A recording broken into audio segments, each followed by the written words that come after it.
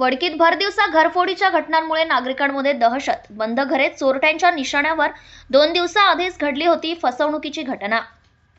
वडकी येथील राधानगरी गेट समोरील बंद घरांवर चोरट्यांनी निशाणा साधला असून भरदिवसा तीन घरांवर चोरट्यांनी दरोडा टाकून लाखोंचा ऐवज लंपास केलाय.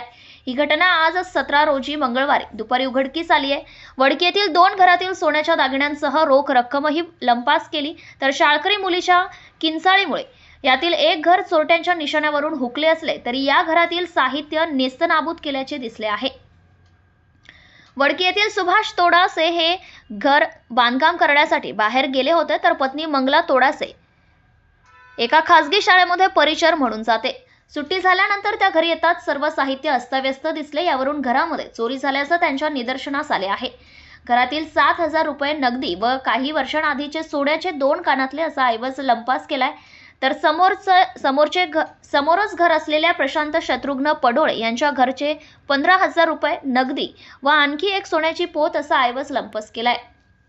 घराला घर लागूनच असलेल्या बंडू रामाजी पडोळे यांच्या घरामध्येही चोरट्यांनी प्रवेश केला. मात्र बाजूची चोरी झालेल्या घरची मुलगी तिच्या घरी आल्यामुळे हा सर्व प्रकार दिसला. मुलगी घाबरलेल्या अवस्थेमुळे किंचाळल्यामुळे बाजूच्या बंडू पडोळे यांच्या घरामध्ये चोरी करत असलेला चोर सावध झाला व चोराने क्षणाचाही विलंब न करता तेथून पळ काढला. ही दिवसाढवळ्या चोरीची घटना गावामध्ये वाऱ्यासारखी पसरली. ग्रामस्थांनी घटनास्थळी गर्दी केली होती. पोलिसही घटनास्थळी पंचनामा करण्यासाठी पोहोचले असले तरी चोर मात्र पळून जाण्यात यशस्वी झाले आहे. प्रतिनिधी राहुल मस्के, वडकी.